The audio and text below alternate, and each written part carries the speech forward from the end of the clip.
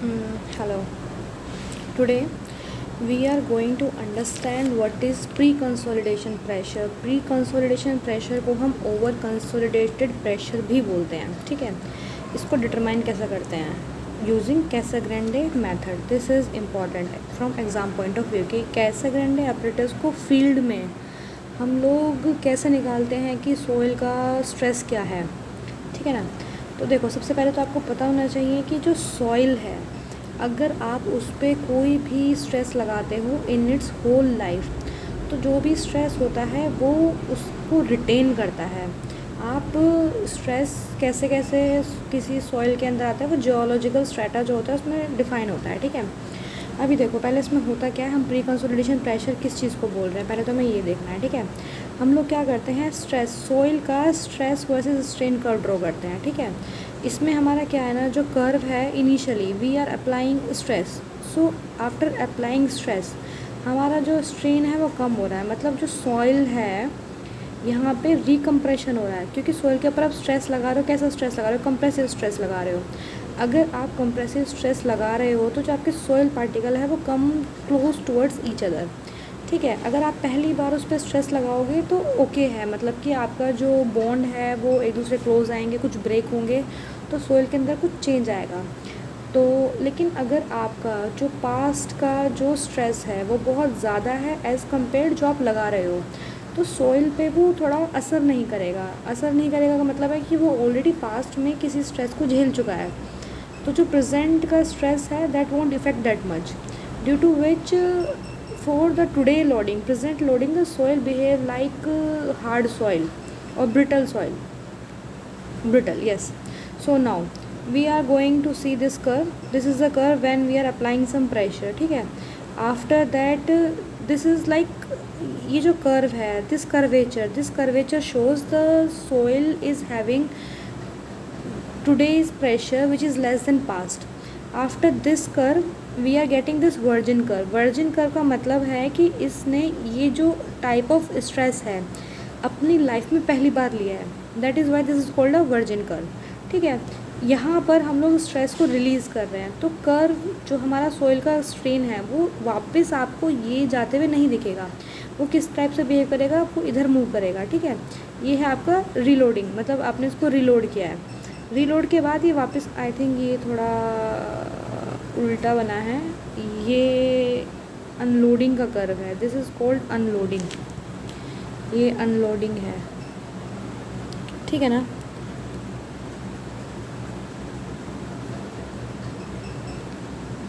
ठीक है, this is called unloading curve. Okay, this is called unloading. यहाँ से ये अनलोड हो रहा है, ठीक है. फिर इसको आप रीलोड करोगे. जब आप अनलोड करोगे, दिस इज़ द कर्व. अगर आप इस ही स्ट्रेस पे, इस स्ट्रेस रेंज पर इसको दोबारा लोड करोगे, this will behave like a over consolidated soil. After this stress it will again behave like a virgin compression curve. This is how this cycle will moves, ठीक है. अब now points are, soil tends to retain the effect of stress changes that have take place in their geological history in the form of the structure. ये geological history में reflect होता है कि आपका past में effect of stress क्या था, ठीक है. When soil is stressed to a level greater than maximum stress to which it is ever subjected in the past is called a normally consolidated soil. कहने का मतलब है, आज आप जो उस पर प्रेशर दे रहे हो वो मैक्सिमम प्रेशर है जो उसने अपनी लाइफ में कभी झेला है.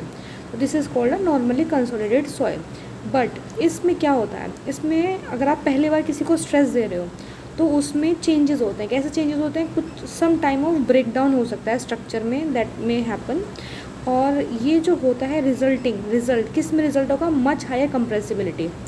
देखिए, जैसे कि आप देख सकते हैं, अगर आप पहली बार प्रिपरेशन कर रहे हैं तो आपके ऊपर बहुत स्ट्रेस आता है, तो आप काफ़ी कुछ आपके अंदर ब्रेक डाउन होता है, तो आप बहुत ज़्यादा कंप्रेसिबल, मतलब सॉइल जो होता है वो कंप्रेसिबल हो जाती है, ठीक है. सॉइल एक टाइप से move toward a dense soil, ठीक है. तो ये इंडिकेट करता है कैसे, स्टीप कर्व आपको ओपन होता है. देखो यहाँ से ये जो कर्व है, इसके बाद ये जो कर्व है ये स्टीप है, ठीक है. ये ऐसे नहीं जा रहा है, स्मूथली नहीं जा रहा है, ये स्टीपली जा रहा है. क्यों, क्योंकि यहाँ पे ब्रेक डाउन हुआ है. ब्रेक डाउन हुआ है तो यहाँ पे कंप्रेशन हुआ है. कंप्रेशन की वजह से जो सॉइल, जो थोड़ा दूर दूर पार्टिकल थे, ठीक है, आपने इस पर लोड लगाया. इसके बाद जब लोड लगाने के बाद रिज़ल्ट क्या हुआ, अब जो है ये थोड़ा एक दूसरे से करीब आ गए हैं। क्यों? क्योंकि इनकी कंप्रेसिबिलिटी बढ़ गई है। ये तो ये कंप्रेसिबल, ये इतना इसने इतना लॉस किया इसके अंदर, that was this graph shows. ठीक है, दैट व्हाट इट मीन्स कि सॉइल हाईली कंप्रेसिबली इंडिकेटेड, जो सॉइल कंप्रेसिबल है indicated by steep void ratio effect stress strain curve. ठीक है, जो इनिशियल फ्लैटर पोर्शन है, इनिशियल फ्लैटर पोर्शन कौन सा, ये वाला, this is initial flatter portion. ठीक है, this initial flatter portion of stress strain curve, इसको बोलते हैं हम लोग रिकम्प्रेशन कर्व। ठीक है, steeper portion after the break in curve attributed to the break down in the structure, इसको हम क्या बोलते हैं, वर्जिन कंप्रेशन कर्व। अभी हमने ऊपर पढ़ा, इसको क्या बोलते हैं, वर्जिन कंप्रेशन कर्व बोलते हैं। ठीक है, क्यों बोलते हैं, क्योंकि जो सॉइल है वो एक्सपीरियंस कर रही है फर्स्ट टाइम इतना बड़ा stress in its part somewhere between this two point. ये जो पॉइंट है, मतलब कौन सा पॉइंट है, एक है आपका ओसीआर, मतलब आपका पास्ट का डिवाइड बाय टुडे प्रेजेंट का, एक पॉइंट लाई कर रहा है A, somewhere in between this curve and this curve lies point A which is separating this compression and virgin curve. ठीक है, after that what we are seeing, virgin curve lies between point A. अब देखो, over consolidation pressure हम किस चीज़ को बोल रहे हैं, हम इस चीज़ को बोल रहे हैं कि जो मैक्सिमम वैल्यू ऑफ स्ट्रेस है सॉइल हैज़ एवर, देखो हाँ ये तो हमने, हमारी जो सॉइल है उस पर कभी ना कभी मैक्सिमम वैल्यू ऑफ स्ट्रेस आया होगा। मान लीजिए 300 किलो पास्कल का उस पर कभी मैक्सिमम स्ट्रेस था, लेकिन अगर आज आप उस पर 100 किलो पास्कल का दे रहे हैं स्ट्रेस, तो देखो ये क्या होगा ना, सॉइल के अंदर कुछ ज़्यादा बिहेवियर चेंज नहीं आएगा। क्यों? क्योंकि सॉइल ने पास्ट में जब 300 देखा हुआ है, तो आज के 100 का उस पर कोई इफेक्ट ज़्यादा नहीं आएगा, इफेक्ट आएगा ज़्यादा नहीं आएगा। ठीक है, अगर आप 100 के बाद आप लोड बढ़ाते जा रहे हैं, बढ़ाते जा रहे हैं 300 आ गए, 300 तक आ गए, तो ये वाला जो आपका जोन है ये ओवर कंसोलिडेटेड रेशियो, मतलब ओवर कंसोलिडेटेड सॉइल का बिहेवियर है। ठीक है, यहाँ पे सॉइल कैसे बिहेव करेगी, डेंस सॉइल की तरह बिहेव करेगी। ठीक है, जैसे ही आप 300 से बढ़ाएंगे तो ये सॉइल का फर्स्ट टाइम एक्सपीरियंस होगा कि 300 को क्रॉस करेगा। मान लीजिए 400 आ गया, ये फर्स्ट टाइम है, तो यहाँ पे जो सॉइल है ये किस तरह बात करेगी, नॉर्मली कंसोलिडेटेड सॉइल की तरह बात करेगी ये। ठीक है, यहाँ पे क्या है, सॉइल के ऊपर पहली बार इतना स्ट्रेस आया, तो यहाँ पे ब्रेक डाउन ऑफ स्ट्रक्चर में हैपन और स्ट्रक्चर में behave differently, this is what we talk.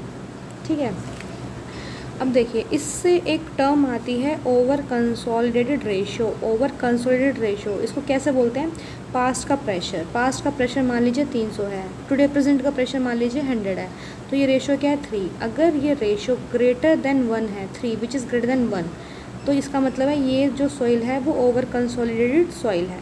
ठीक है, अगर यही वैल्यू 1 हो जाए, कहने का मतलब है पास्ट का 300 था, अब आप 100 से बढ़ा के 300 पर आ गए, तो यहाँ पे क्या है, OCR जो है इक्वल टू 1 है, मतलब यहाँ पे जो सॉइल अब कंप्रेस होगी वो कैसे कंप्रेस होगी, नॉर्मली कंसोलिडेटेड सॉइल की तरह बिहेव करेगी। अगर आप 300 से बढ़ा के 350 मान लीजिए आप आ गए, तो 350 की मतलब है कि आपका जो प्रेजेंट है वो 350 है। ठीक है, लेस देन 300, तो यहाँ पे क्या लेस देन 1 है, तो ये क्या है, अंडर कंसोलिडेटेड। अगर OCR, अच्छा ठीक है एक सेकेंड, अगर OCR लेस देन 1 होता है तो उसको बोलते हैं अंडर कंसोलिडेटेड सॉइल। ठीक है, इसके बाद आता है कि हम कैसाग्रेंडे एपरेटस की हेल्प से हम इसको कैसे डिटरमाइन करते हैं, दिस इज़ इम्पॉर्टेंट।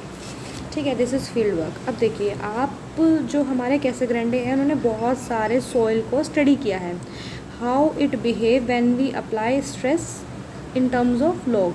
ठीक है, and in terms of strain how a structure behave.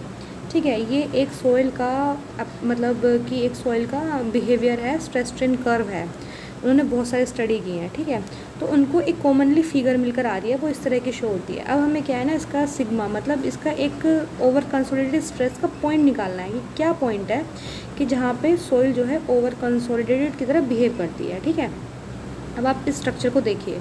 अब जैसे कि आपका ये जो ब्लू वाली कर्व है ये सॉइल का स्ट्रेस स्ट्रेन कर्व एक्चुअली थोड़ा ऐसे होता है कि मतलब थोड़ा इनिशियली फ्लैट होके सडन कर्व लेना स्टार्ट करता है। जब भी इनिशियली फ्लैट होता है तो एक पॉइंट हमें ऐसा मिलता है ए, जिसमें जो कर्वेचर होता है वो बहुत ज़्यादा हाई होता है। कर्वेचर हाई होने का मतलब क्या है, अगर आपकी ये स्ट्रेट लाइन है, कर्वेचर होता है 1/r, अगर ये स्ट्रेट लाइन है इसका रेडियस 0, तो कर्वेचर कैसा है, इसका 0 है, यहाँ पे कोई कर्वेचर नहीं है। लेकिन सडनली इसने एक टेंजेंट से, मतलब मान लीजिए स्ट्रेट है तो आप इसको सडनली एक कर्व दे दें, तो ये जो पॉइंट है this is a point where your curve is changing, मतलब यहाँ पे जो है sudden change of curve is known as steep curve. तो ठीक है, by the judgement of eye the point of maximum curvature, यहाँ पे आपका ये मैक्सिमम कर्वेचर है, आपने इसको नोट किया है। ठीक है, इस पॉइंट पर आप एक टेंजेंट ड्रॉ करते हैं। ठीक है, इसी पॉइंट को कंसिडर करके आप एक हॉरिजॉन्टल ड्रॉ करते हैं। फिर ये जो टेंजेंट है और ये जो हॉरिजॉन्टल है, आप इसके बीच में एक बाइसेक्टर बनाते हैं। अब ये जो बाइसेक्टर है आपका, ये जो बाइसेक्टर वाली लाइन है और जब पर कर्व की एंडिंग है, कर्व की एंडिंग पे आप एक टेंजेंट बनाते हैं। ठीक है, तो जो बाइसेक्टर, ये जो टेंजेंट है आपकी और ये जो बाइसेक्टर है, ये जहाँ पर मीट करता है, ये वाला पॉइंट बी, तो इसके कोरोस्पोंडिंग आप स्ट्रेस लीजिए। ये जो वैल्यू आती है ये कहते हैं हम लोग determination of over consolidated stress by Casagrande apparatus. ठीक है, दोबारा पढ़ लेते हैं। Casagrande study the shape of several stress versus strain curve and give the following procedure as illustrated in the figure. By judgement of the eye point A, that is point A, ठीक है, the point of the maximum curvature on the consolidation curve is located at a horizontal curve is drawn, हमने यहाँ पे horizontal curve draw किया है। ठीक है, a tangent is drawn to the curve at A, हमने ए पे tangent भी ड्रॉ किया है। ठीक है, angle obtain by step second, step second का मतलब है हॉरिजॉन्टल और टेंजेंटल, हॉरिजॉन्टल और टेंजेंट इनके बीच में हमें एक बाइसेक्टर बनाना है। ठीक है, ये बाइसेक्टर वाली लाइन है। अभी बाइसेक्टर वाली लाइन कर्व को कहाँ मीट करती है, वही हमारा मतलब सिग्मा लॉग सिग्मा सी है। तो हमें पता चल जाता है कि ये जो सिग्मा है वो हमारा ओवर कंसोलिडेटेड पॉइंट है। इससे ऊपर अगर आपने स्ट्रेस लगाया, ओवर कंसोलिडेटेड से ऊपर अगर आपने स्ट्रेस लगाया तो it will behave like a normally consolidated. ठीक है, या फिर वर्जिन कर्व भी हमें मिल सकता है। लेकिन अगर आपका जो स्ट्रेस है इससे कम है तो आपका जो सोइल है behave like a over consolidated. Okay, that's all for today. अच्छा ठीक है, एक बार ये देख लेते हैं। The straight line part of the curve is extended back to meet the bisector line obtain in the step 4। The point of intersection of these line gives the pre consolidation stress sigma C.